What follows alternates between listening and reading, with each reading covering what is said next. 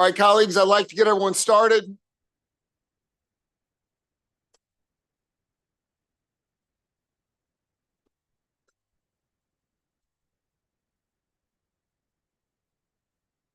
Thank you. Good morning, ladies and gentlemen. We have two briefings, highlight how our federal and state government works together for our state's renewable energy goals. We jump into legislation. We're going to explore strategic measures to leverage the U.S. Department of Energy loan program, as well as effective state programs to boost the collaboration between states and private sectors. The DOE will be presenting first, and then Maryland Energy Administration will follow up. I'm sure that they will be brief, and I think, Blake, you're our first presenter. Oh, no. We have, so I'd like to, the first group would be Tom Hucker. Here you go, bud. You don't have a panel, do you? I don't.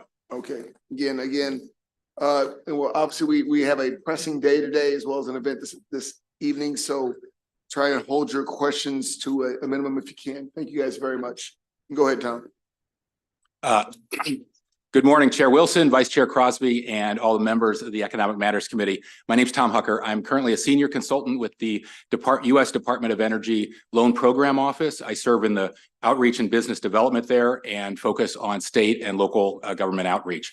Prior to this role, I served 8 years on the Montgomery County Council, and prior to that, I served in this esteemed committee after a term on the Environment and Transportation Committee as well. I was asked to talk with you this morning about the Loan Program Office, the LPO, and the unprecedented financing authority we have from Congress and the Biden administration under the Inflation Reduction Act. The LPO was set up during the Bush administration back in 2005 to serve essentially as a bank inside the Department of Energy. Next.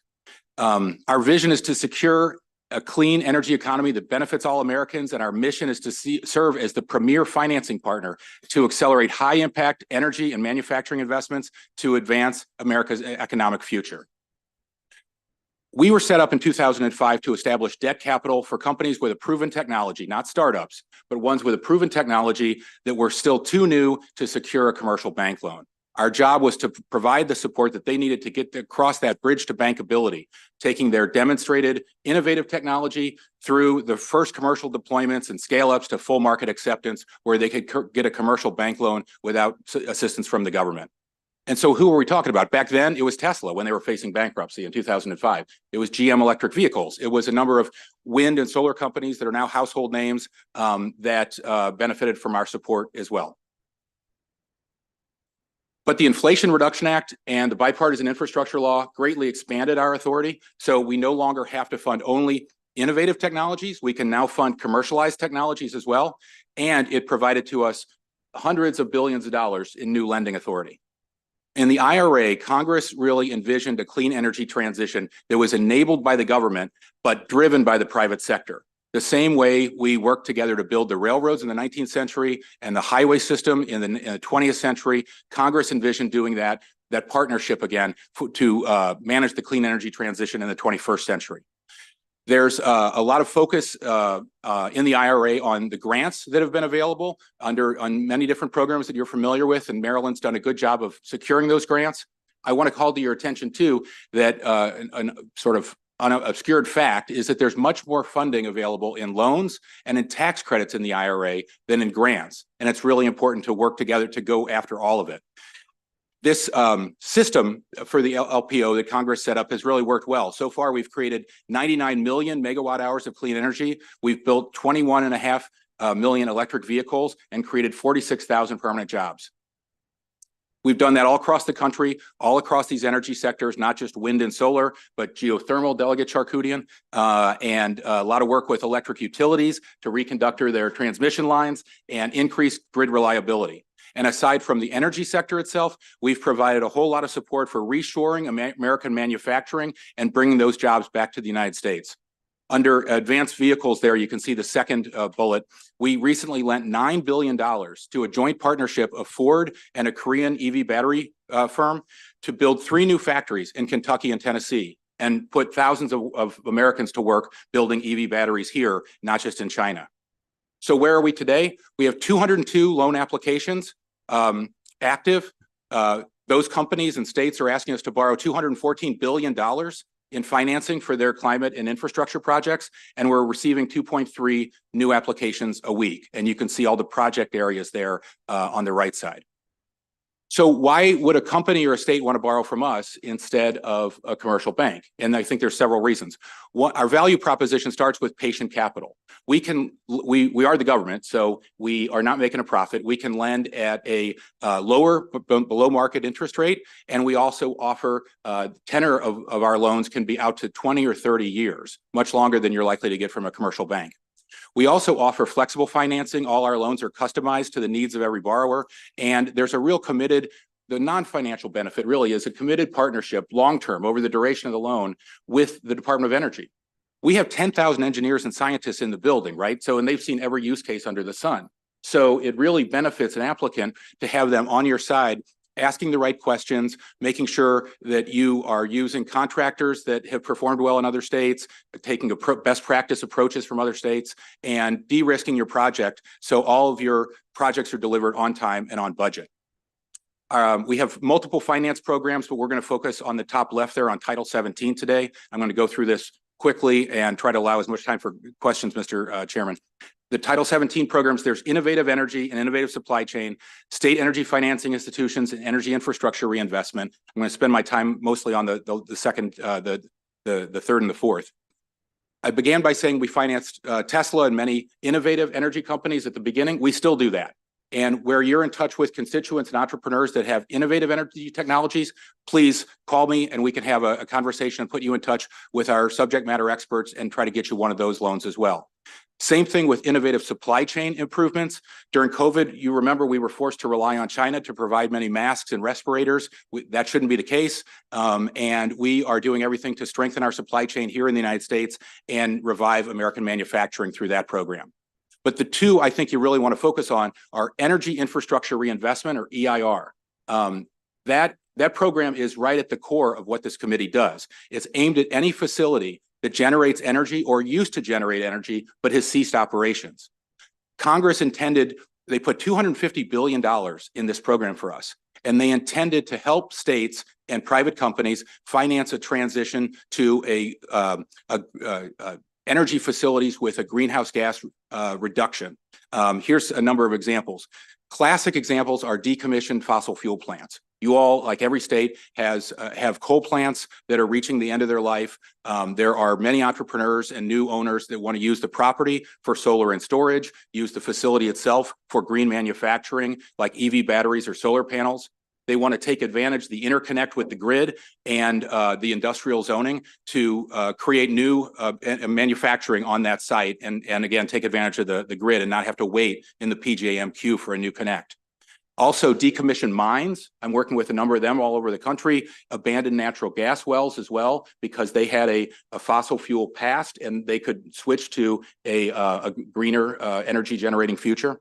And utility applications. Many utilities have applied for our loans for transmission line reconductoring to renew their transmission lines, make them much more efficient, so the electrons that are coming from the source are really getting to your house and not being lost along the way.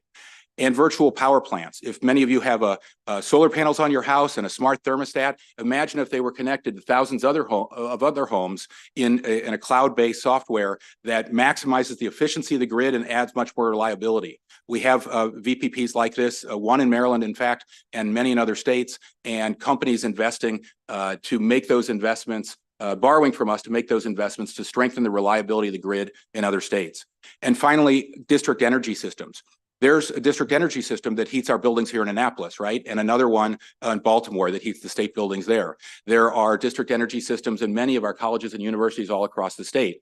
Many of them want to switch from diesel or natural gas boilers to electrified boilers, and we can finance those transitions as well, because again, that's an energy facility.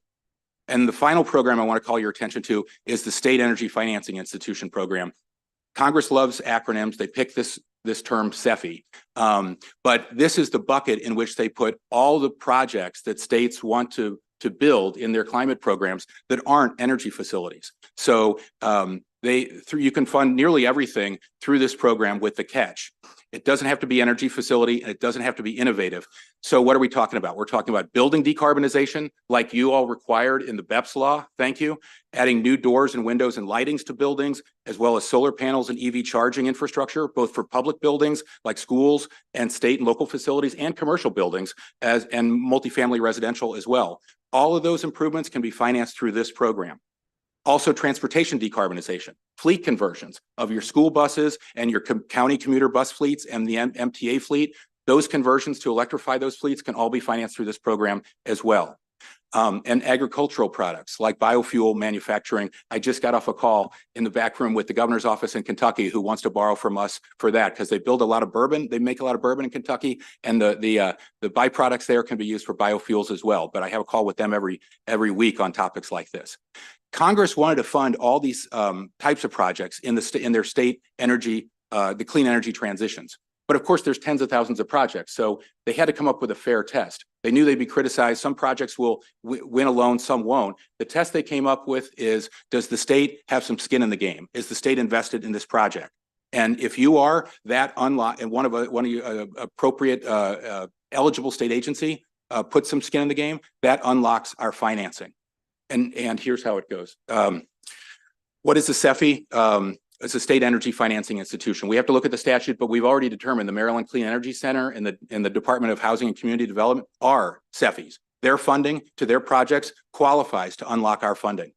Probably other Maryland agencies as well. The trick is it has to be in the state code and it has to provide some financial support. Local governments and nonprofits won't qualify as a CEFI, but they can benefit from this kind of funding as long as the state is on board with a project as well. Inflation. So anyway, there's more detail on CEFIs here and the project requirements. The project to qualify just has to produce reduce greenhouse gas emissions, have a reasonable prospect of repayment of our loan, and employ one of the 13 eligible technologies I'm about to show you. So that's a very broad runway for all the different types of projects that you aspire to deliver in Maryland through your leadership on the Climate Solutions Now Act and the BEPS law. Here's the 13 eligible technologies. You can see it's much beyond solar and wind and geothermal, but many other manufacturing technologies and biofuels and nuclear as well. And so what are the next steps? Project developers should reach out, we believe, to state agencies to talk to them about getting some support for the projects they want to deliver in Maryland. And state officials like yourselves should just talk to us about how to unlock our financing so we can take the projects that you already are funding and you already want to deliver in Maryland, and there's never enough financing, up to scale. And instead of putting solar panels on a few schools a year when you have the revenue rolling in and the bonding authority, through our financing, you can put solar panels on all the schools in an entire district in just a few years because we can take your projects to scale. There's more about the eligibility for Title 17 in the lending overview. The state's contribution, I just want to point out, can be as small as 3 to 5% of a project cost. And we can finance up to 80% of a project cost by law. 60, 70% is more common, but we can finance the bulk of your project costs, and the state contribution can be quite small, though it has to be legally meaningful. And finally, very closely aligned to the goals of this body and the Moore administration, all of our projects that we finance have to have a community benefits plan. The jobs have to pay prevailing wage, which has been a long time Maryland value. They have to hire MBE contractors and local businesses and create jobs. We have a whole team that works with applicants to maximize those benefits, to make sure we're optimizing those benefits in Maryland. There's the transaction process. What I want to get across is it looks like your mortgage loan process probably takes about 6 months to a year to go through the process. And our money goes back to Treasury by 2026. And if there's a change in Congress or the White House and they change their mind on this, they could pull back the money before that. So I'm urging all the states I talk to work with your applicants and your state agencies to get your applications initiated now, because you want to get to conditional commitment number 4 there, so you're locked in. And none of the money will have to go back to Treasury as long as the applicant completes their requirements under the loan. Frequently asked questions, last slide. How long does the application 6 months to a year. I told you there's no application fee. There are $1 million, $2 million, $3 million in origination costs set to protect the taxpayers. We require applicants to get a credit rating for a project and secure the services of an independent financial analyst and market analyst. And this is a big one, tax credits. Federal government has had tax credits for many years, and they're not very applicable often to people that don't have any entities that don't have tax liability, like a nonprofit or a local government. The IRA changed all that. Now, not just private companies, but local governments and nonprofits can benefit from the tax credits as well. So that makes projects pencil out that would never have penciled out otherwise, and they can be part of this capital stack. A developer like a solar company can bring their capital to the table, benefit from the tax credits, benefit from an MEA grant, benefit from our loans, and take things that you're already planning to do to scale by many, many times over. That's the end. You're relieved. So any questions you have, my numbers are on the front and the back of the slides. Please reach out to me. We're eager to do everything in the loan program office to deliver. We would love to deliver, frankly, $2 to $5 billion in financing support to the state of Maryland before it's too late and goes back to Treasury. But we need your help in doing that. Thank you so much. And thank you again as a alumnus here and a taxpayer for all your leadership on climate. Maryland really has a great opportunity, most historic opportunity in my lifetime to take advantage of this program. Thank you, Mr. Chairman.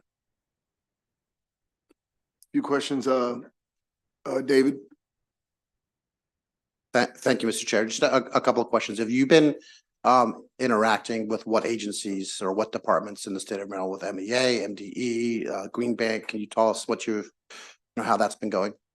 I think it's going well. We made a presentation back in April, I think was the original one, to the federal investment team. I briefed the Commerce Subcabinet up in the World Trade Center in Baltimore in September, had sit downs with Secretary of Transportation and his top staff in their office, had many calls with Maryland Clean Energy Center as recently as 2 nights ago, and have a standing call with MEA, I think every week. So is there any particular project, or are you moving anything particular forward?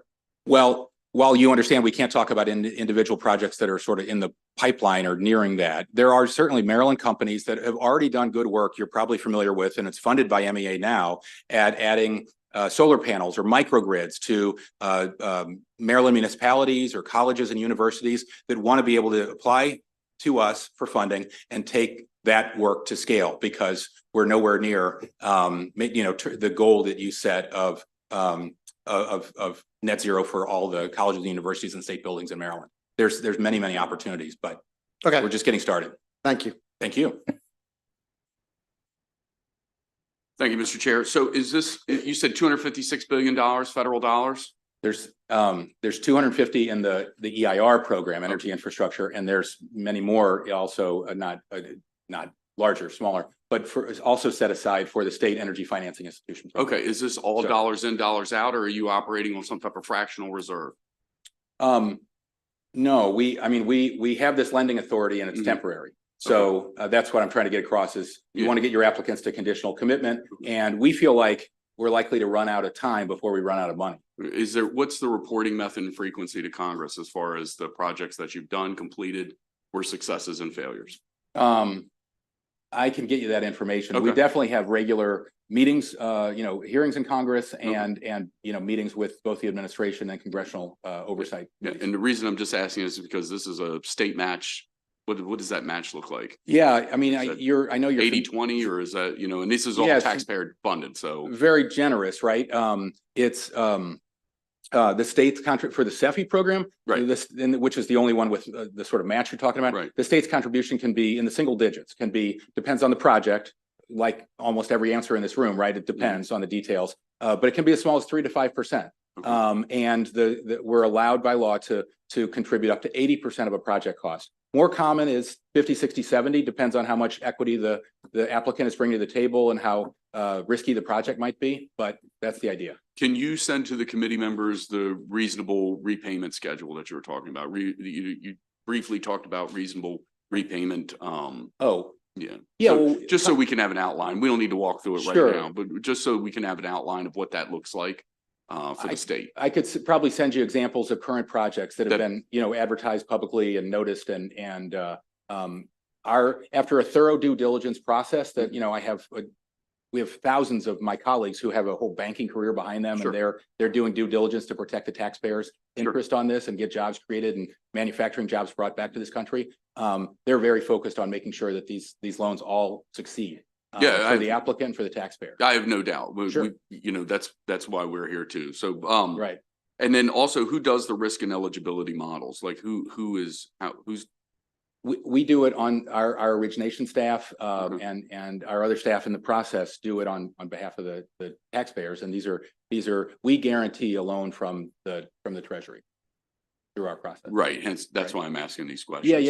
Yeah. Or the other path I didn't discuss is if you have applicants that have a long relationship with a commercial bank Mhm. and you want to continue that in Maryland, we can work with those bankers and de-risk the loan Okay. and either add our capital to that stack, or we can work with them and guarantee the majority of up to 90% of their loan.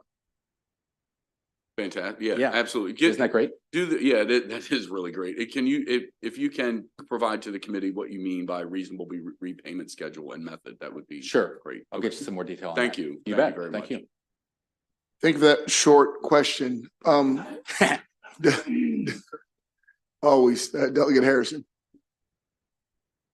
Thank you. I'm just trying to find out, is there a legislative ask in this? Because this really sounds like something that should be presented before procurement, as opposed to this legislative body where we help to create laws. I'm just a little confused with the presentation. Okay. I'll bet the chairman has opinions too, but I will try to give you, avoid giving you a long answer. I have a lot of suggestions on this. One is this committee regulates energy, as you well know. And there are lots of things that investor-owned utilities and municipal utilities can be doing to make sure they're taking advantage of our below-market lending capacity from the federal government and not putting all the costs of the clean energy transition on the ratepayers themselves.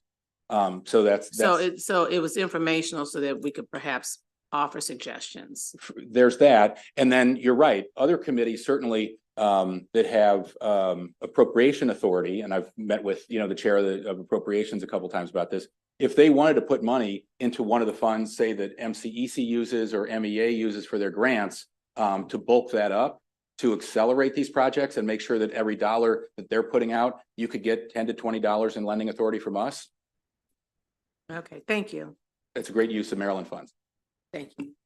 And Tom, I appreciate you coming. As we discussed, you and I spoke about this. I did want to ask for this presentation, and while it is a procurement issue, we do have the bully pulpit. Each one of us do. Whether the administration has to do their part, sometimes it's up to us to remind them and help them pick directions that they may not know or remember or think is that important. But we can also, and that's why he's here. Obviously, it is a procurement issue, but something that we can use our voice to usher things in. So that's why he's here. Thank you. Can I add on Chief, can I wait. get one sentence? Hold on, you were here before. You know how this goes. There's I no do. question. No, I do. Hold on one second. Go ahead, sir, and then we'll let Delegate Chief. Go ahead, sir. You had something. Oh, I was just going to add, and the older I get, the slower these come back to me. You all passed this wonderful historic BEPS law. There's been media that says it's going to cost $1 billion, right, to implement it. I've met with the DGS buildings team. Their back of the envelope calculation, $1 billion just for the state buildings and many more for the commercial buildings. So the question is, if you have these, to your credit, great ambitious climate goals, and which are now a statutory commitment, but not enough money to get there, how do you get there? Well, it makes sense to do everything we can't solve every problem, but I think we're a big part of the solution. And there's never been this much federal money available on these generous terms. And so that's why a lot of states are putting in the applications into that pipeline. You saw 202 applications, $214 billion so far. Yeah, thank you. Delegate Chief. Thank you, Mr. Chair. Good to see you, Tom. Good to see you. So my concern is whether Maryland is aggressive enough in pursuing all the money that is out there. In your honest opinion, and please keep it short, and my emphasis is honest, okay?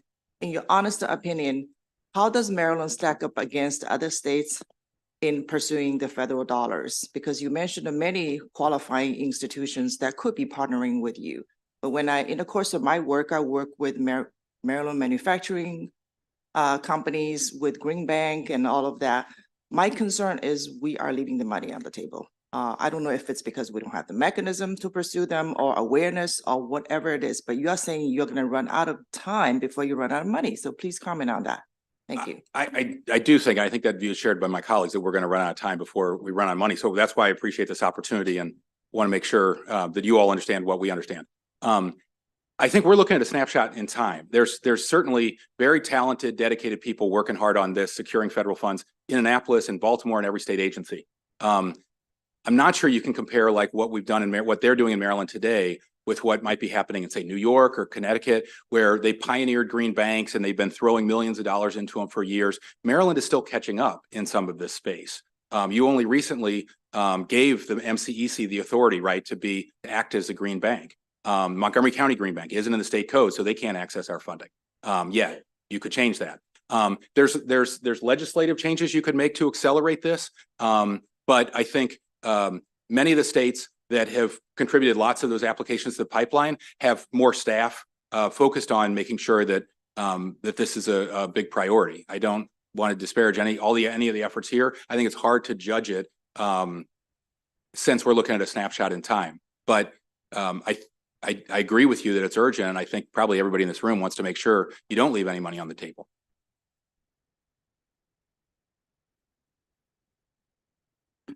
Delegate Weigel.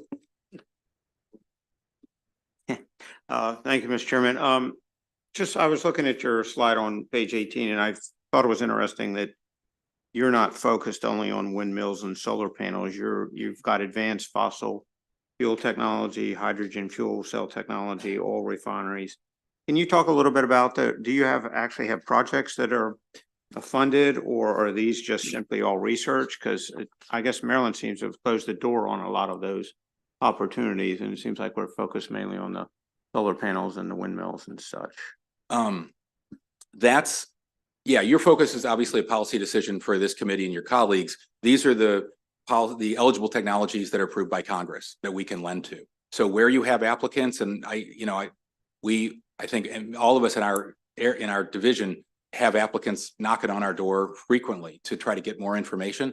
We would love to, if you have applicants that are interested in those technologies, they qualify, and I'd love to have a sidebar conversation with you about what we could do to help. I know that like natural gas has had conversations with us about their hydrogen fuel cell technology that they're trying to develop. So is this funding for research, or do you have any deployment? Do you have any projects that have been deployed that are successful? Yes, I can get you examples. Okay, cool. Almost any of those. All right, thank you. Hey, Tom, welcome back. Hey, nice to see you. Good to see Thank you. Too. So the nuclear stuff, advanced nuclear, obviously Calvert Cliffs, Calvert County. Have they had any discussions with you concerning these kinds of loans that are?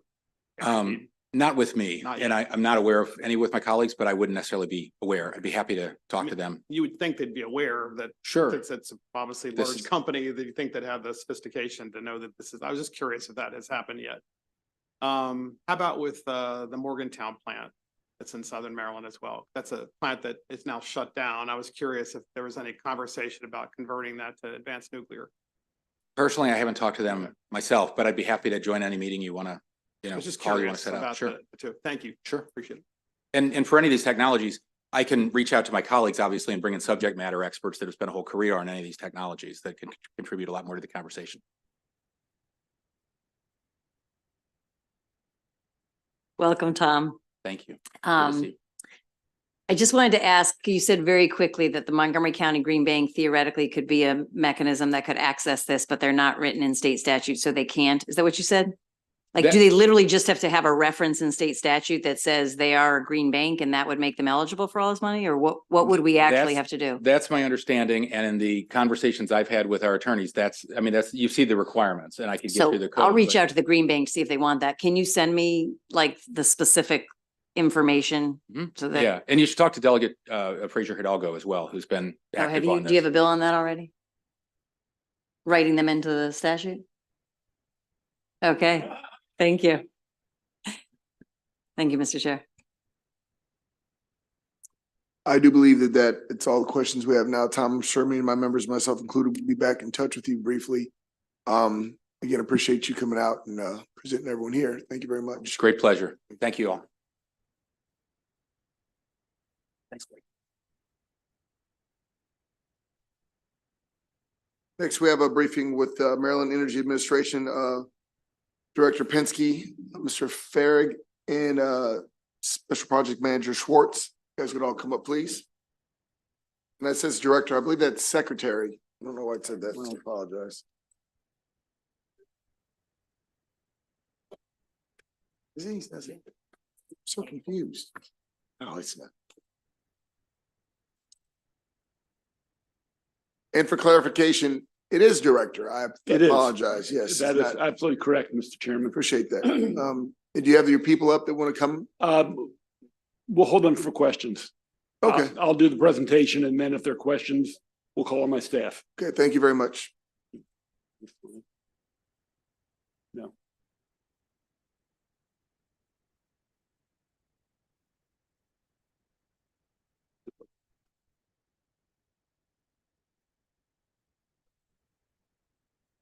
Mr. Chairman, Mr. Vice Chairman, members of the committee, thank you for inviting us to be here today. We want to give a brief overview of what we're working on, as well as respond to the questions of our relationship with federal money that will be coming into Maryland as well. And I think it dovetails very nicely with Tom Hucker's presentation. Next slide. These are the mission. Supplying clean and affordable and reliable energy, and also reducing carbon pollution and equity, which I want to talk about in a moment. We're running on two rails, basically. If you see MEA as a train, one rail is the Climate Solutions Now Act of 2 years ago that you passed, which calls for the 60% reduction by 2031 of greenhouse gases. And the second rail is the governor and the administration's call for 100% clean energy by 2035. So they're the two things that are driving our work and our day-to-day work. But there's an additional lens in pursuing that work, and that is what we call in the shorthand Justice 40. We want to make sure those communities that have been ignored for many, many years, those underserved and overburdened communities, get their just due, which they haven't for many years. So we want to make sure that the investments go into those communities, primarily Black and brown communities across the state. And there's actually an article in the Washington Post today, I think page A3, that talks about this very issue. Next. Many of you know, we do not receive any state general funds, no general funds. We get money from one is the Regional Greenhouse Gas Initiative. That's the auctioning of credits. There's this 10-state coalition that energy emitters buy these credits. It's a quarterly auction. We get contributions from that pro rata for our state. That's one source. The second source is what's called alternative compliance payments. If the RECs are either unavailable or the price is too high, companies that are required to come up with clean energy can do alternative compliance payments. And up until a couple of years ago, that was very low. I think about $500,000 came in. And then with the change in the economy and the ability to buy those RECs, it shot up to $70 million. So it went from $500,000 to $70 million. And in the next budget, it's going to go even higher. So they are the two components primarily. There's a little federal money, not the new federal money, that's also included. Now, one thing to understand is the alternative compliance money has limitations. And one of those is you can't use it for administration. And when you are reviewing hundreds or maybe thousands of grant applications or rebate applications, it takes human resource to go through them to see what's legitimate and to figure out which ones will give us the best bang for the buck in reducing greenhouse gases. So that's another challenging issue for us. Next. Thank you. Our budget this year is $200 million, and we have given grants to every county and every legislative district over the last number of years. We give over 200 large grants and then thousands of smaller grants through our SERP program. Okay, we want to get to the federal funding issue. There are two, the IIJA, the bipartisan infrastructure bill of 2 years ago or so, will be bringing some money to the state. Most of that has to do with either energy efficiency or resiliency. Now, the total amount of money is between 19 and 22 or $23 million. We will be spending that over 2 to 3 years as that comes in. And you can see some of the categories on this slide, and I think the next slide as well. Yeah. So this is, again, the infrastructure bill. But I want to go to the next one, which is the next slide. And this is the IRA bill, which is formula driven. You know, some of the federal grants are competitive and some are formula driven based on population of the states. So we will be receiving approximately $136 million at some point, we think, in the next year, although it keeps getting pushed back by the federal government, for by and large two purposes. One is energy efficiency and energy saving retrofits. And then the other is electrification, moving towards more heat pumps, more electric stoves. And that money, we will probably have about 4 years to spend. And it will probably go from nonprofits, it'll go some to for-profit, some will go directly to the customer. The parameters have not been set yet. You know, we don't have all the data from the federal government yet. So for us to develop our plan, it's almost premature, but we have people who are working on that. So in toto, we should be receiving $156 million from the federal government from the Biden administration and the last two, IIJA and the IRA. These two are called, one is called the HOMES for short, the other is called the HERE, and that's the electrification program. Next slide. One of the issues that we have come across is there are challenges to getting people to electrify. And let me give you a concrete. Your gas-driven furnace dies. It hits 15 or 20 years. It hits its life cycle. It's gone. You call a contractor to come out and say, can it be fixed? They say no. And then the next question is, so what do I do? And in many cases, the contractor is going to say, well, you simply replace it. If you have another contractor who comes in, they're going to say, you know, you can shift to a heat pump and go to electrification. And there are some federal and state supports, financial supports, to bring the cost down.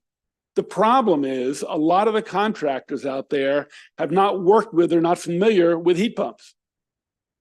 So they come into your home and you say, what do I do? And what is the answer? Well, you just replace what you do, which has people continuing to rely on the old infrastructure of more pipes, more natural gas, and more oil that is contributing to our greenhouse gases.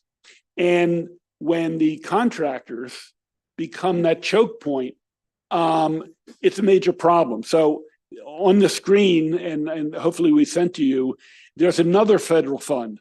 The deadline actually was yesterday or the day before, called TREC, and that is education for contractors. And we're very excited about that.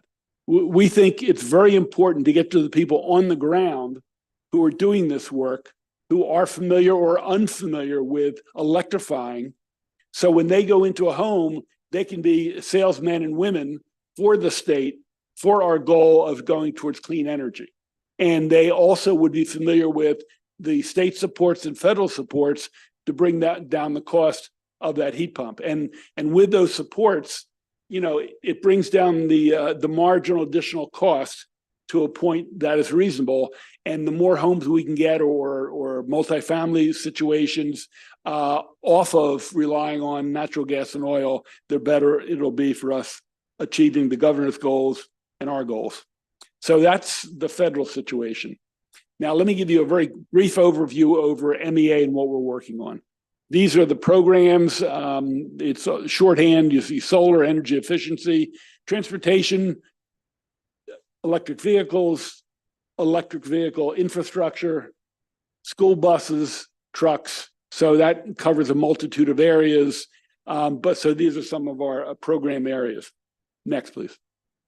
Okay, let's talk about solar. And I know Delegate Fraser Hidalgo served on and worked tirelessly on our solar task force, whose report you should be getting in 7 to 10 days. We had to extend it for a number of reasons.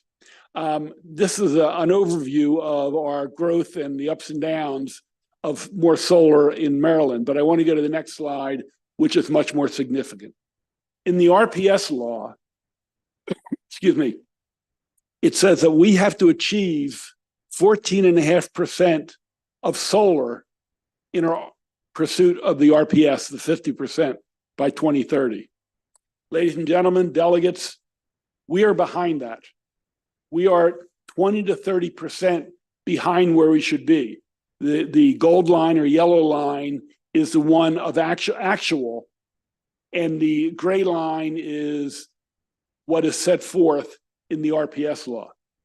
So we're playing catch up. And, you know, solar has complications. It costs money. There are various types of it, which we'll talk about in a minute. But it's very important to understand that we've got to get rid of the obstacles so we can catch up and by 2030 make our 14.5%, which is in law. It's not just aspirational, it's in law. That was passed a number of years ago. Next slide. Here's a breakdown, and this is a very important chart, I'd say. If you look at the top left, this is residential, rooftop. A big spike in, I think, 2016. I could be off. I have to pull that. Is it 16? Yeah. And then it comes down and it's flat. There's money available. There was the will of people who had the money and could afford it and who wanted to do something for the environment, and it spiked. And that wave was very significant. But then it dropped down and it has not regained any of that momentum. If you look at the top right, commercial rooftop, the same trajectory, a big spike, and it's been flat. Then on the bottom left, you have commercial ground-based solar, and some of that is community solar, which last year you made this pilot program a permanent program and raised the cap. Very, very important, very important. Because community solar is probably one of the largest growing segments in the solar area. And on the bottom right is utility scale. They're the large ones, over 2 megawatts. Sometimes you'll see acres and acres of a solar farm. That continues to grow. And I would also say, while people can acquire RECs, we do not give grants in utility solar. We do it in community, we do it in rooftop, we do a number of other areas. We do not provide grants or rebates on utility scale. And again, they're the large ones that go through PSC to get a CPCN to get approval. So that the top two are flat.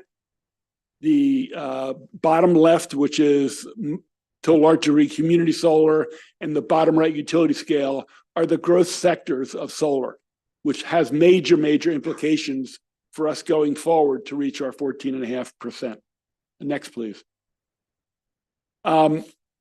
Community solar, which I mentioned. Why is this important? In our working class and poor communities, many communities of color, Black and brown people in whether it's Baltimore, Prince George's, Eastern Shore, wherever. Some people are able to own their own home. They might be house rich but cash poor. And if they can put solar on their roofs, they can lower their bill maybe to the point of paying nothing. And we actually have some programs to benefit that. But there are a lot of working poor people who don't own their own homes, who either rent a row house or live in an apartment building. So the community solar program gives an opportunity for those people to subscribe and have their bill decrease by 20%. So one, it lowers their bill. Two, it helps contribute to reducing greenhouse gases. So we think there's a lot of growth there.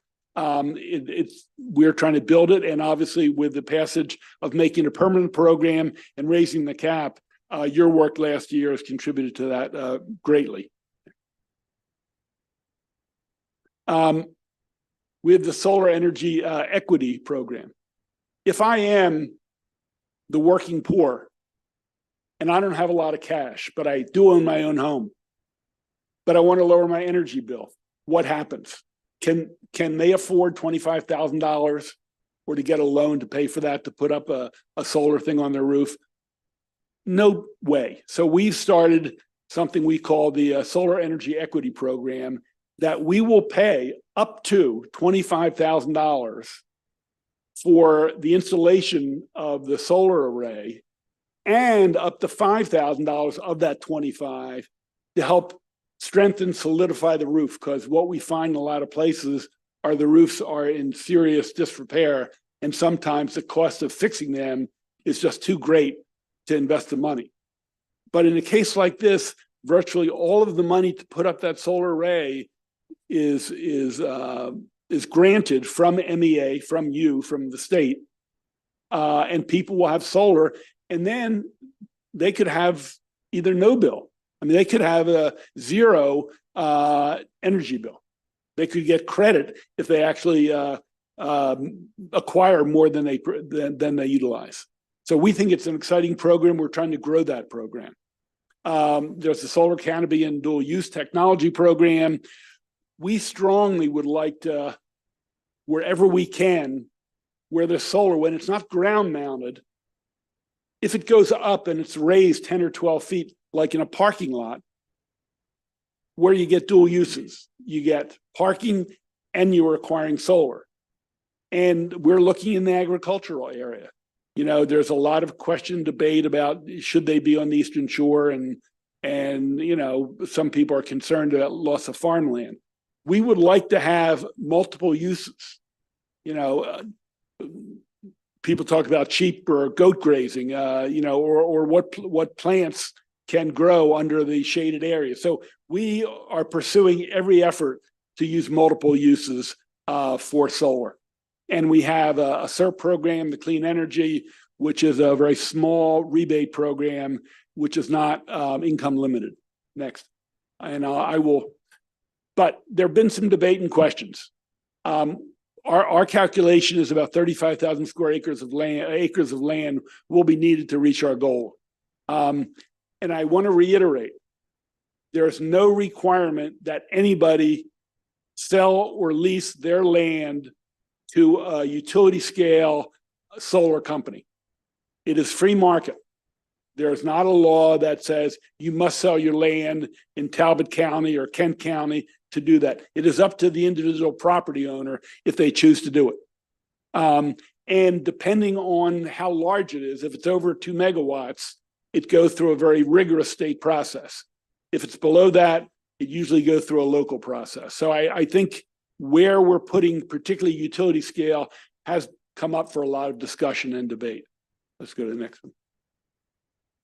Our calculations again, and again, I don't want necessarily to take it to the bank, but it's more than just the back of the envelope. Our belief is we can reach our goal by putting solar on less than 2% of total farmland. It could be 1%, 1.5%.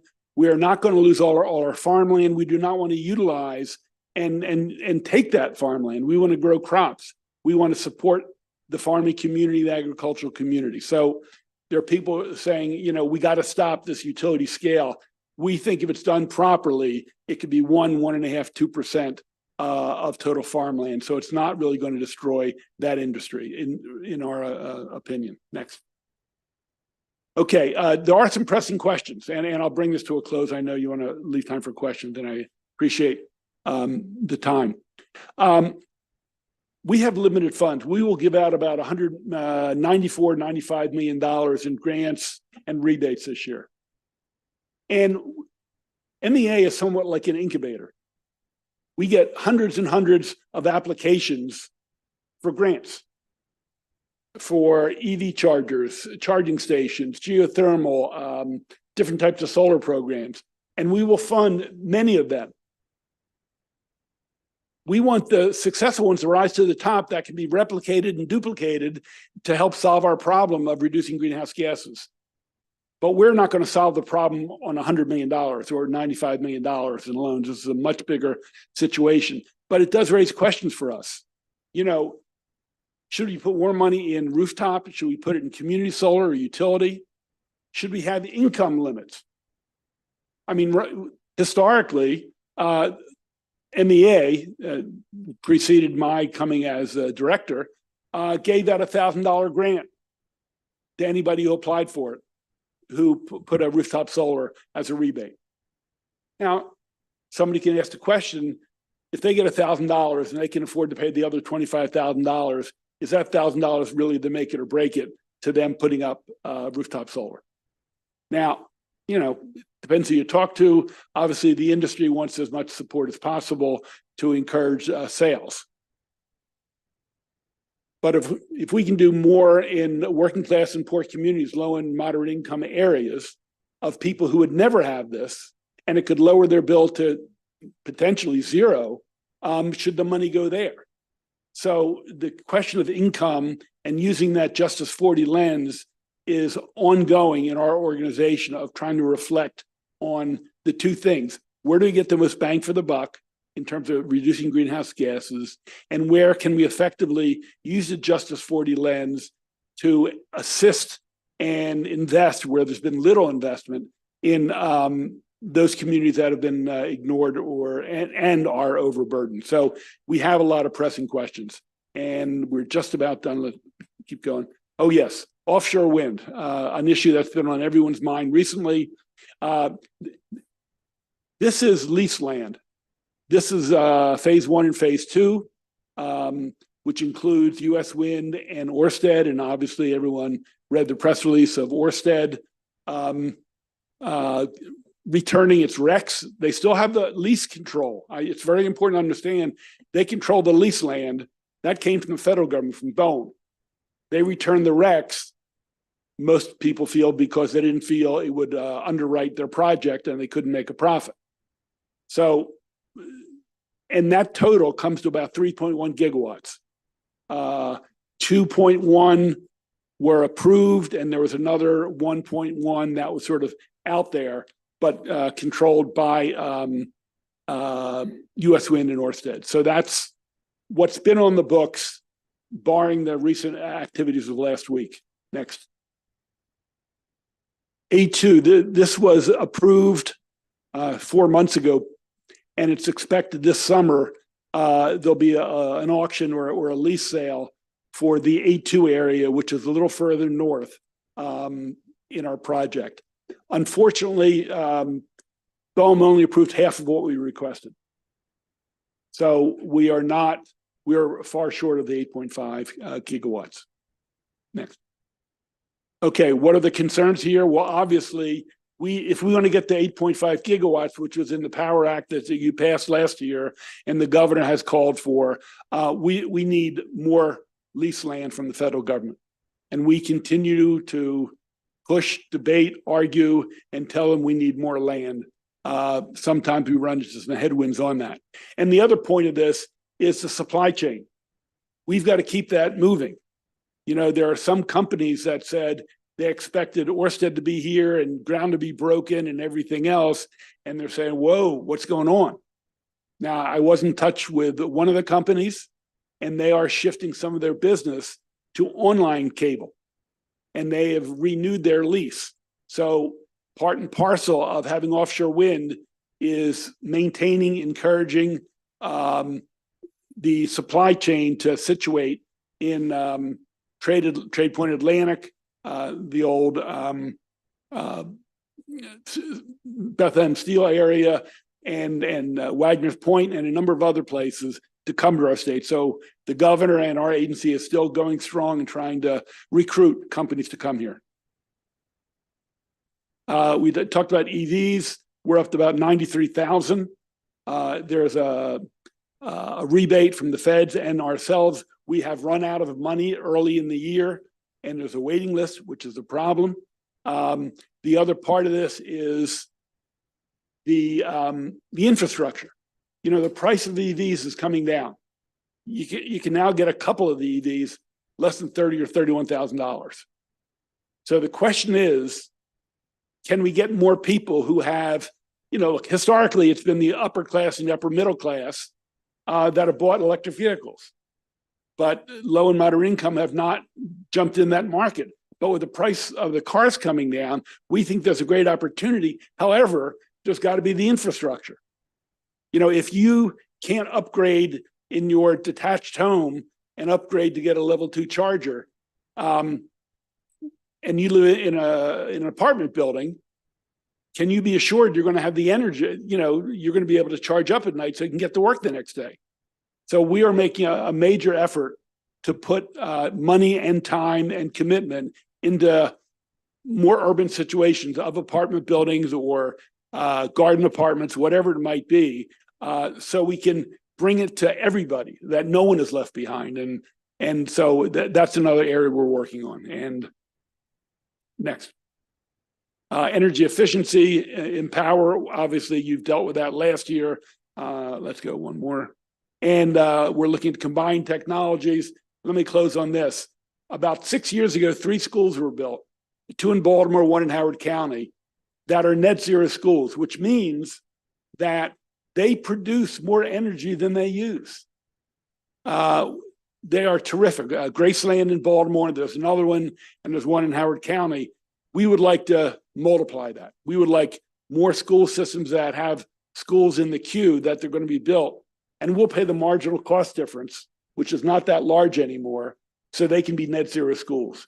And if the school can't do that, just want to put a solar roof or put a heat pump in, we have expanded our decarbonizing school program to $24 million. And we think it just pays lots and lots of dividends.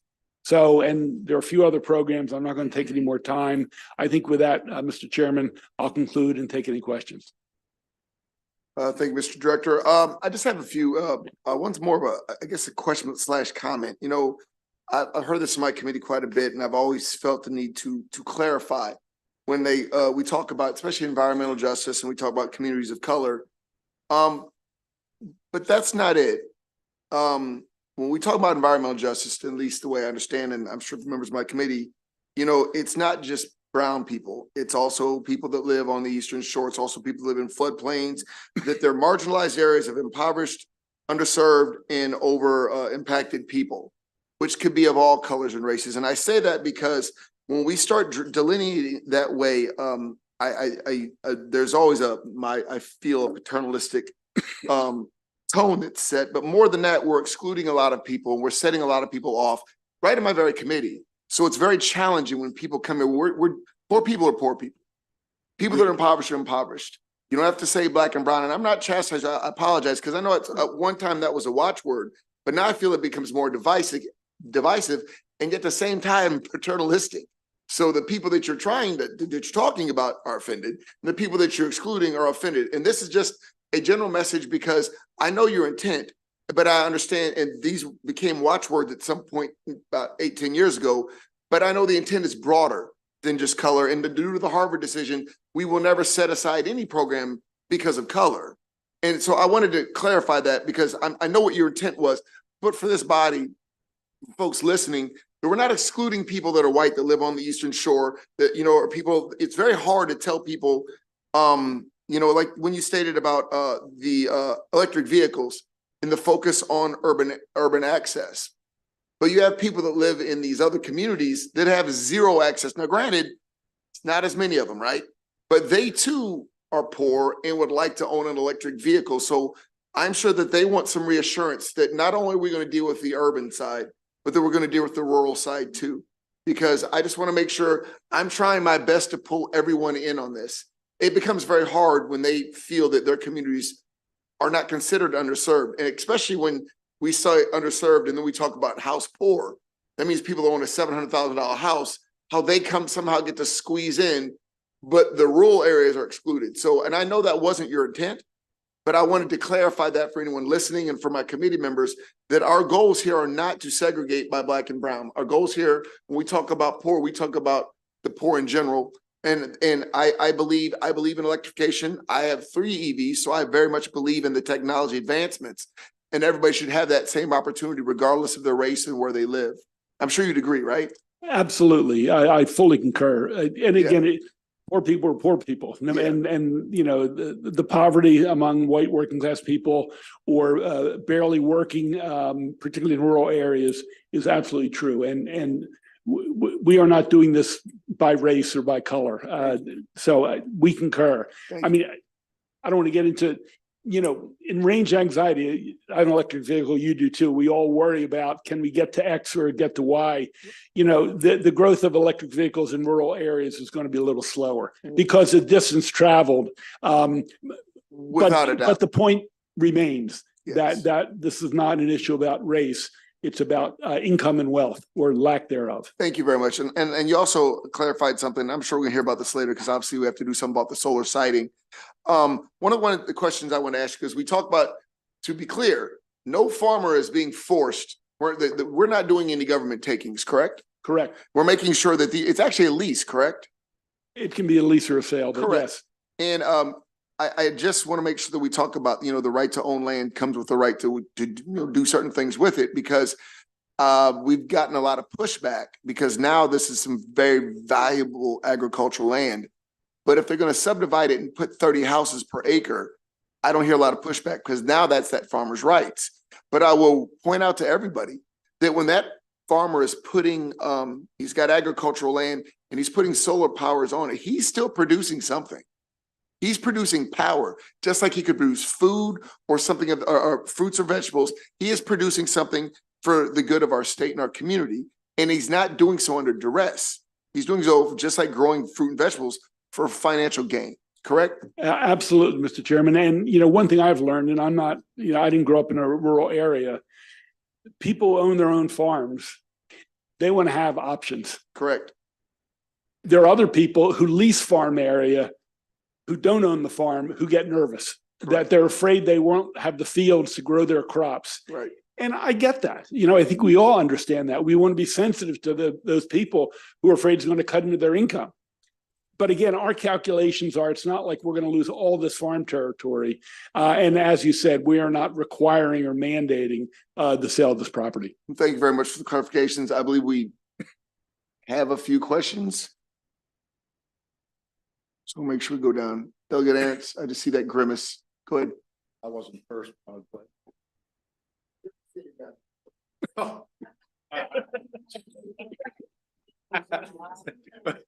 Age doesn't matter though.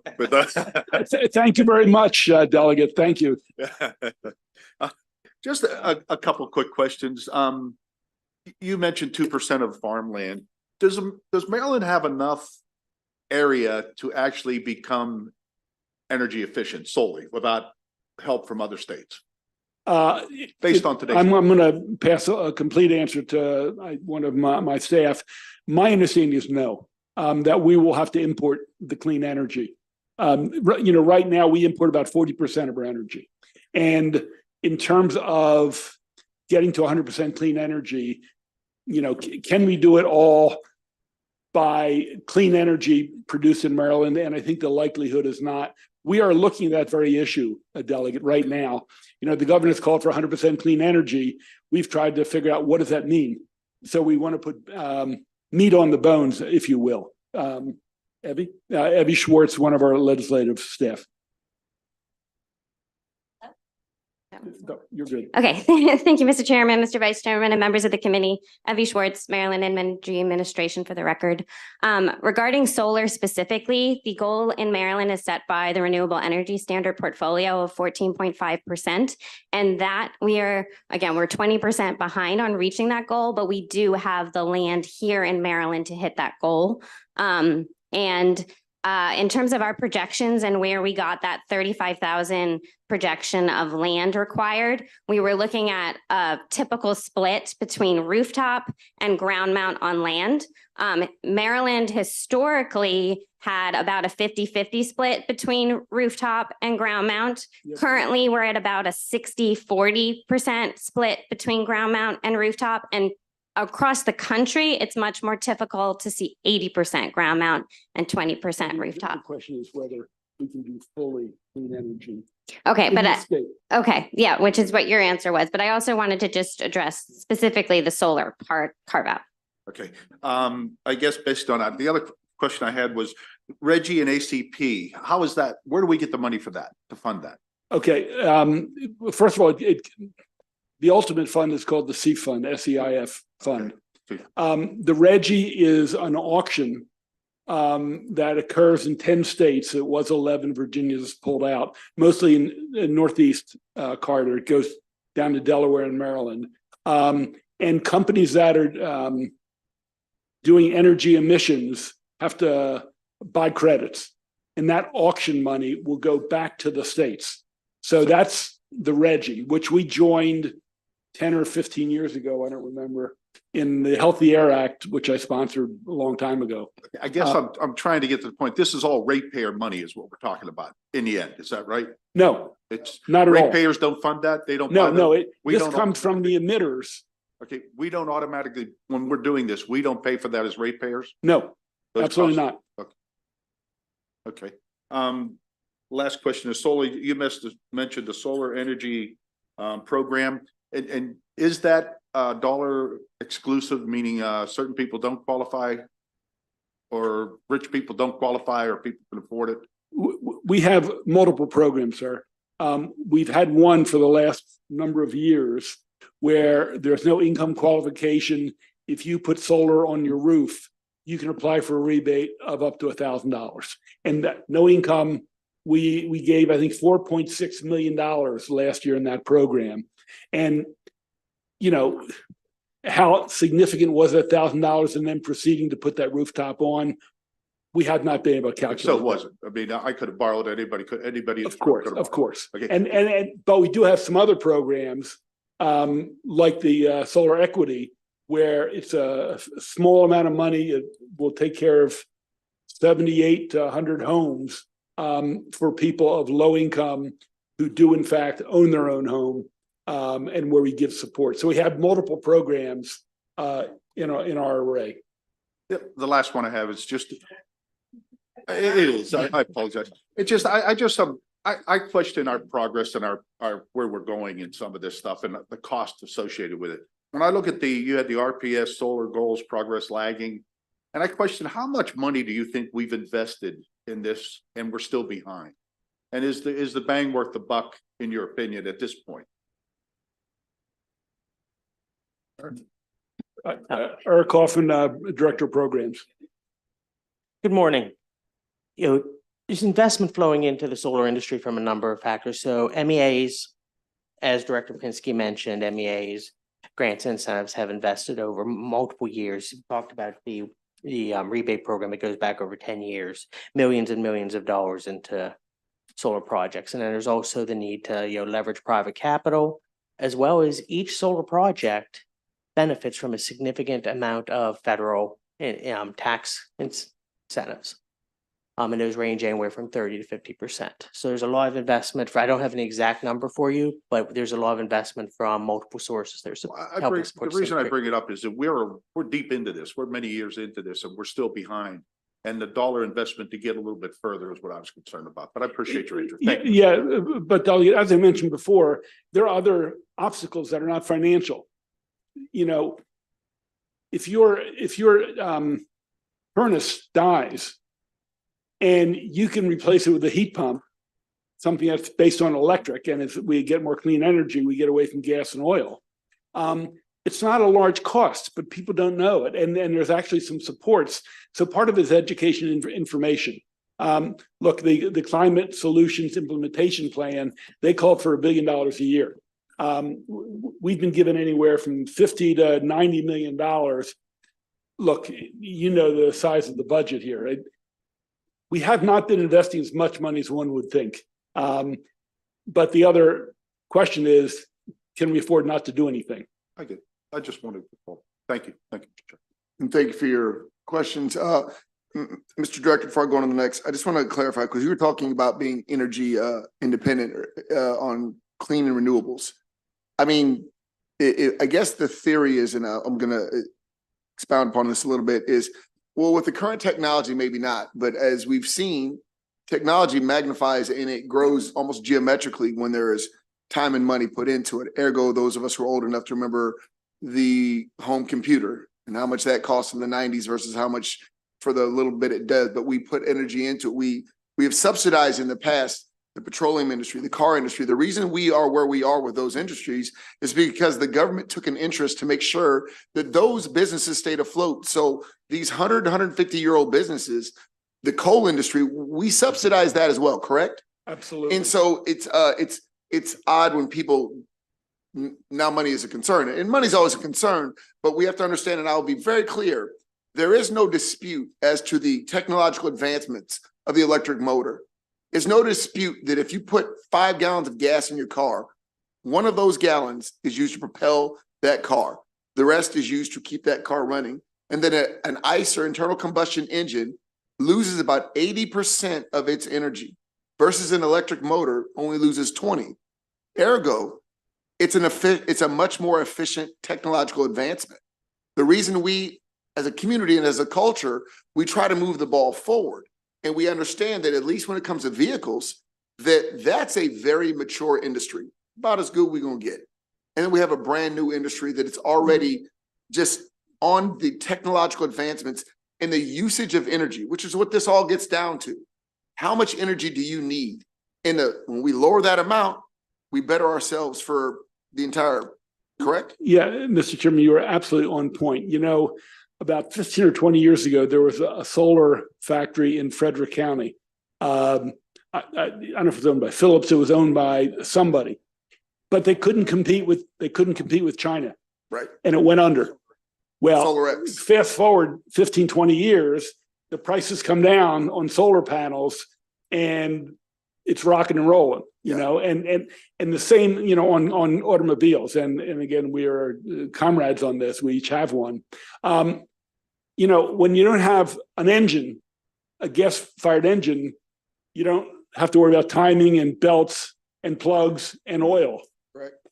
And so it really is changing the whole posture of the auto industry. And in fact, I'm getting a sense from the auto dealers that it's going to cut into their servicing aspect of their business.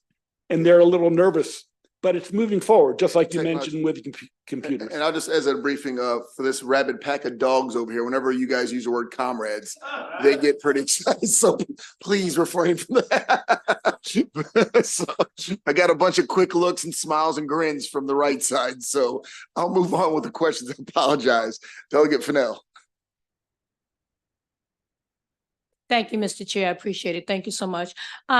Good to see you again, Director Penske. I think in reference to the question, there was colleague across the aisle was asking in reference to the support in reference to changing, switching over from gas to electric.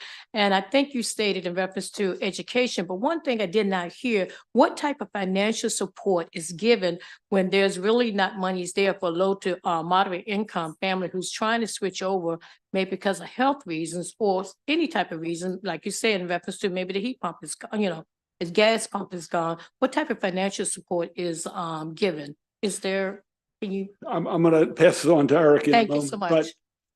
But part of what we're doing now, I've been in this position for a year, is to sort of reorient what had been happening and the focus on working families, poor families, regardless of race. it had not been a focus. We had not been investing in that sector to make it more possible for those people to make the shift and be part of this movement away from reliance on gas and oil. Eric, you want to? I was going to add to that, a longstanding part of MEA, of the Maryland Energy Administration's program portfolio is our energy equity program.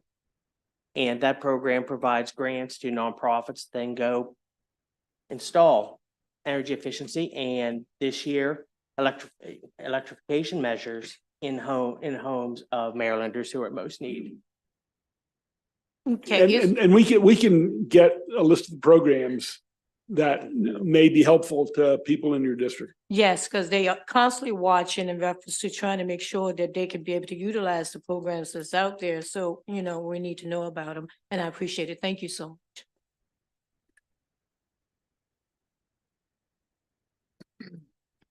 Thank you. I'm going to try to just synthesize my question, just based on a lot of things that I've heard today. You know, given the budgetary precarious situation that we're in, what is your administration doing differently today than, let's say, you were doing a year and a half ago, in response to these budget challenges, not only from the state government, but from the federal government? Because, you know, we've heard essentially briefings for an hour talking about all these federal dollars that could flow in, but then we've heard about challenges with the offshore project and the company that we signed up with. So just the single question would be, what are you doing differently today in response to these budgetary challenges than you were doing before? And again, I know you weren't there before, but your administration. That's a very important question. Look, our finances, again, we don't come from the state budget. We come from those two pots of money, and they have gone up. So we are trying to take that additional revenue and invest it through grants and rebates that will do the two things. One, get the most bang for the buck in reducing greenhouse gases, which is a law of the land. You know, with the passage of the Climate Solutions Now Act, we have a 60% reduction requirement. So that's one of the things. And the second is the communities that have been ignored. So when people look at applications for grant money, they have a checklist, you know, and they vet all of these projects because we get more than enough. We can't fund all of them. And again, some are 10,000, 50,000, $1 million or $2 million. It's not like we're given $30 million. We just aren't. And hopefully we can be in conversation with the federal government and the LPO to figure out a way to utilize that money. It's a little complicated, and we have a state bank, the Clean Energy Center, which we put in law in the Climate Solutions Now Act. So we're trying to be more intentional, I guess, is the way that we invest the money, that it gets what we intended to do, is to fulfill the, you know, look, we don't want the law that passed to say, oh, well, we tried, and not be intentional of actually trying. Or the governor saying we want 100% clean energy by 2035. We don't say, oh, it's a throwaway line. We want to give it some meaning. So we are trying to include that when we get grant applications or rebate applications. One, are the programs right? Or do we have to dump some programs and create some new ones? And if so, where should we put the money that helps us reach our goal? Thank you. Mr. Chair, good to see you, Director Pinsky and team. Thank you for all your really good work throughout the year and bringing us this point. First, I wanted to actually thank you and celebrate and hold up the program for low-income solar. Those ACPs have stacked up over the last 5 years because there's been an unwillingness to really address the underlying issue that keeps low-income individuals from being able to put solar on the roof. So I am thrilled that that's going to come together this year. And I think it's going to make a big difference for low-income individuals and their bills. And so thank you for that. The second is I wanted to talk about the IRA funds. And I know that you're in the process of collecting information, both from the federal government and through the community, and trying to figure out how to do that electrification. And I just want to provide a suggestion that I've talked to some of you about, and I want to actually hear your response to it, because a lot of what we do here is try to figure out how we're going to meet the climate goals and how we're going to maximize, obviously, the investment. And one way to use the IRA money is just to sort of put it out there and hope that the right people find it. And then you have random homes around the state that electrify, and that certainly ought to be available to random homes around the state. But I've really been urging that you support organization in entire neighborhoods and electrify entire neighborhoods at one time. As you know, in the geothermal bill with MES managing the contract. But I think that way of doing it is going to do a couple things for us. One is it's going to make that money go a lot farther. Those standardized contracts are going to let a lot more get done with less money. I think community organizing that comes from it and neighbors kind of creating that culture is going to be important for electrification. And then I also think when we start looking at where in the gas grid, we can start pruning away from the gas grid, if we've done more of that neighborhood-wide electrification as opposed to whoever happens to see the public service announcement, it's going to make a big difference. And so, and we've had some conversations in passing, but I wanted to ask you to sort of comment on that in this space, is because we're going to be doing legislation that also affects these things, if you'd be willing to talk about that a little bit. One of the key approaches, Delegate Charcuti, one of the key approaches that we're pursuing as part of the implementation of the IRA dollars is community engagement. And I fully anticipate, when we have applied for the early admin funds and we are waiting DOE's response to our application, but I fully anticipate that there will be funding as part of that to be able to work with community groups to help raise awareness and get them interested in whether it be geothermal or air source heat pumps or other measures for energy efficiency, depending on the program. But I think your point about being intentional, and I want to give an example. Go ahead. My point is, community engagement is important, and I thank you for that. But the reality is that even if someone knows that this is available because they get the flyer at the community meeting, what someone has to go through, and this builds on Delegate Fennell's point, what someone has to go through to fill out this paperwork and that paperwork and the other paperwork, as opposed to if that community association has organized and essentially signed everybody up, the difference in how both on an efficiency side of things, as well as on actually people getting from where they are to having that electrification happen. I worry that community engagement means public service announcements and going to community association meetings, which still ends up with this sort of shot, like just a scattershot sort of implementation, as opposed to organizing a whole neighborhood and having the whole neighborhood, unless someone doesn't want it, get that same service. And I think this gets to the intentionality. And if we had a blank canvas, and this is an easy one, but it's, let's say, a blank canvas. Let's say it's a new development. I mean, there is no reason why you couldn't have geothermal and all the homes have heat pumps, or else a networked heat pump, and they don't have to lay pipe for gas or oil at all. I mean, that seems like a no-brainer, like the kids say, duh. I think there's a bill about that, so yeah, hopefully we'll get that done. But the point is, that can serve as a model and work backwards to existing communities to try to cluster them, as you're talking about, to make it thoughtful, where there's the economy of scale and there are a lot of other things. So look, the feds have not completed their work yet, so we don't know when this money's coming.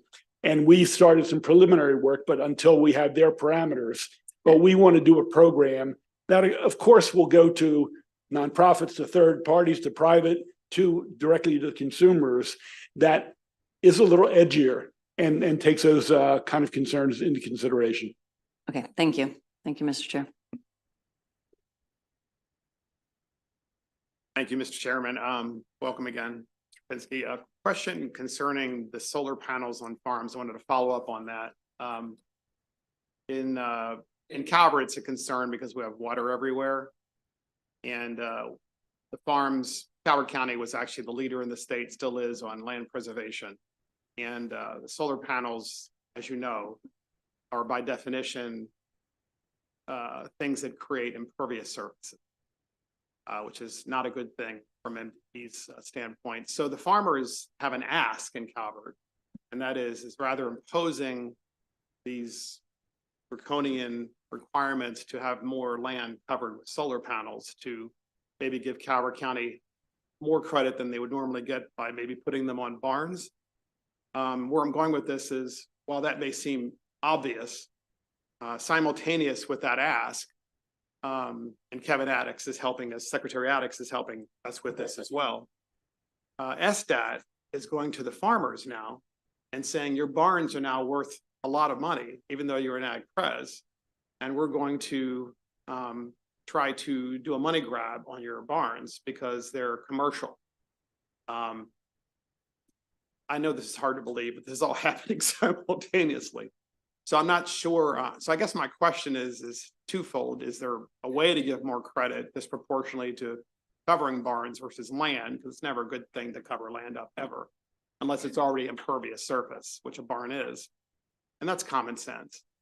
And the second ask is there a way for the administration to work together so that, farmers aren't hit when they do put solar panels in their barns with another SDAT request of that's now commercial? Well, first of all, we believe that we're going to have to extend solar to every way, shape, and form. Rooftops, commercial, agricultural, and that's actually covered. I hear what you're saying, but I'm talking about, it's not environmentally sensitive to cover land up with solar panels, farms up. Any reasonable scientist would disagree. Covering up impervious surface, I think that makes sense because it's already covered. So in Calvert County, we have all this waterfront, and what I'm trying to do is to get you off of this idea that it's okay to cover up land when it's on the water, when it's a farm. It makes no sense. If you're covering up a barn, it does. So we're just trying to get your department and the administration to understand that this is kind of common sense. The problem is we will not reach the 14.5% just putting them up. So I'm glad you brought that up on sir. Barns. And again, you can change the law, but I'm glad you brought that up because is nuclear currently part of the renewable energy portfolio standard? Is it considered renewable under Maryland law? It is not tier 1. It is not considered renewable, sir. So, but if it were considered renewable, then we would have long since met our renewable requirements. And so it's when you say, and when I hear this, and I hear this testimony from time to time, including from you, we have 12 years left to live, or 12 years left for something to happen, whatever that is, which is, kind of like one of these biblical pseudo-religion kind of things. My question is, if that were really the case, why, sir, wouldn't you be all in on nuclear power and making Calvert Cliffs nuclear power plant the best, most advanced nuclear power plant in the world? Why not do that to save the planet? Well, first of all, Calvert Cliffs gives, I think, 40% of our energy, and it is. And it's clean, sir, but it's not considered clean. I don't want to argue it. I agree with you. Okay, we're saying the same thing. Okay. It does not emit greenhouse gases. Okay, and it comes up in 33 or 35, and my guess is it's going to be renewed. Now, in the United States, there's been one nuclear power plant in the last 40 years, just because of the cost. Yes. And I think Constellation, and I haven't looked at their proprietary books, I think they're doing fine. So I expect it to be here, and that takes a lot of pressure off of us. But it's only 40%. I mean, we still have a long way to go. And whether you agree or disagree that we should reduce by 60%, I don't know how anybody voted here. So first of all, I do think there's an area for us to work together. I'm not saying that there isn't. Absolutely. But what I am saying is that if there is a 35%, what is the current renewable energy portfolio? What is the current goal? What is it by 2030? 50%. By when? 2030, although the governor's called for 100% clean energy by 2035. And Calvert Cliffs produces anywhere between 40 and 44% for the state of Maryland. Agreed. Currently. So we're already there. If this were to be included. And I guess my question is if there's a way between the solar panels that we're talking about in Calvert County somehow getting the administration to work together and fix this problem and not cover up this valuable, beautiful farmland with these and creating more impervious surfaces. And at the same time, maybe help Calvert County with Calvert Cliffs. It would be great. It would be really helpful. Well, to the other point, and I think Delegate Frazier Hidalgo, one of the recommendations was tax credits in terms of where solar is placed on roofs. So yes. The financial side of that, we are trying to address. the recommendations from the Solar Task Force are public and on the website. The report should be out in a week or 10 days. So some of your points were recommended and approved by the That Solar would be Task great. Force. And I am sincere about, getting farmers to put this on barns makes perfect sense. But they're not going to do it if they think that SDAT's going to come and go. Well, We need more money because now it's commercial. if the recommendation of the task force gets approved or integrated into legislation, we're all on board. Thank you. Delegate Adams.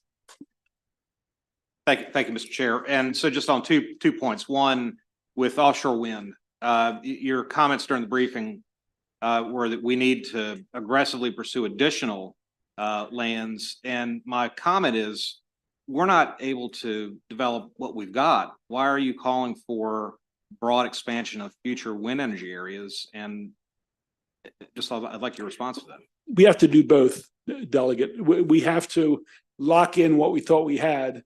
And, I read the press release. We met with Ørsted. And I don't think it's a New Jersey situation. They obviously gave in their recs. They said that they would like to continue talking. And I can't define what that means. That was their word, not ours. But at the same time, some of these projects are going to take years. And if we don't have the lease area, if we start thinking about 2030, 2033, 2034, we're going to be stuck at 3 or 4 gigawatts, and we're not going to get to 8.5. So we think both have to happen. And we had to fight to get that A2 area from Bohm 3 or 4 months ago. We had asked for more. There's an area called B, which got taken off the table. So, and things can change. The price of RECs can change, and all of a sudden the developers are flooding in and they want more lease land. So both can happen at the same time, and we think they should. Well, I mean, the problem is that the existing projects are not moving forward, and US Wind's, they've not made their comment yet, but it's like they're waiting for the government to bring more money. It's like their position is not, I'm going to give up like they did in Jersey. They're saying, hey, I think they're signaling to Maryland, hey, pay us more money. And maybe we can do it, maybe we can't. But like, for me, it's a financial conversation. And the question is plausible. It's saying, why are we asking for more when we're struggling to get these companies to even participate in the marketplace we're in? Well, I would say, and Mr. Chairman knows of this, Yeah. US Wind, in their phase 1, they got a better price. And they say they're pursuing it. I'd heard a date still in the 20s. Well, I did park US Wind, and I'm very familiar. You've answered the question, and it seems like to me you're saying there are variations on the theme that we need to produce more financial incentive to get these companies to match their supply chain. I'm not here to negotiate with who is ever listening, the developer companies, but I think the message they've sent, not just in Maryland, along the whole East Coast, is that the numbers don't work for them, and that's why things have slowed down. The tailwinds have turned into headwinds in the last 12 months. And Mr. Chairman,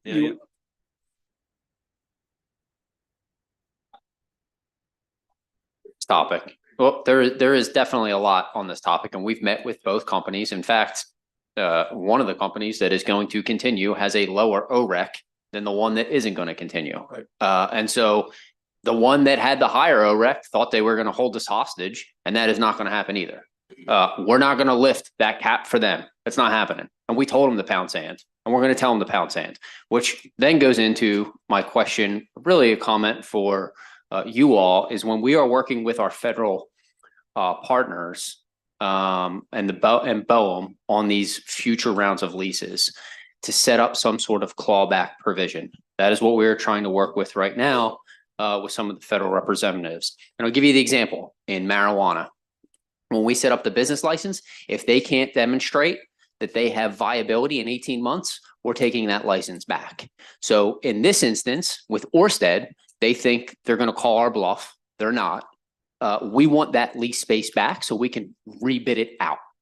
And so on future lease spaces, it would be really great if there's some designated period of time that if whoever bids in and wins that bid doesn't take a firm step going forward, then we get it back and can rebid it to the next company, and they're precluded from going forward on any other Maryland bids. And that would be fantastic to hear it you all echo when you're working with our federal partners, something that we are trying to do here with our legislative colleagues at the federal level. So that's just kind of a tidbit, but yeah, I mean, Orsted is not going to hold this state hostage, and that's just delusional on their part. And then to tell us they're going to call us back in like 2026 and let us know how it goes, also not going to happen. So that's where we are on that, but we're not lifting the cap for them. Isn't that so? DFH. Thank you, and thank you, Director Pinsky and your staff for working on the solar task force over the past few months. I enjoyed our work together. Just a very quick question. I'd like to reframe based on a lot of my friends and colleagues. Yeah, no, I didn't say that. I hinted at it, but I didn't actually say it. I'd like to reframe the dollar cost analysis. We talk a lot about economics and how we generate kilowatts and how we distribute them and how we store them. One of the things that I find interesting is you mentioned earlier, one of your staff mentioned the amount of power that we actually have to purchase from other states. What was that? I think 40% is imported. And so as we're importing 40% of our power, how much dollars does that equate that's being exported to those other states? That's somewhere around $16 billion, just in case you were wondering. It's about $16 billion. So I think it would be very interesting for us to reframe our conversation about the need to spend money, spend dollars, as much federal dollars, state dollars, local dollars in Maryland, not exporting it out to other states, but spending it on all the renewables that we're doing, like having a better idea or a thought process of how this affects our economy overall. We all know the idea of shop local, buy local. And I think that needs to be quantified as well as generate local electricity, store electricity locally, and what that actually means for the Maryland economy as a whole, not just from a climate change perspective, but from a climate change perspective and all of the other perspectives. I don't know if there's anybody in your shop that does that, and I'm happy to have those conversations offline, but I think it's a big piece of a conversation that we are completely missing.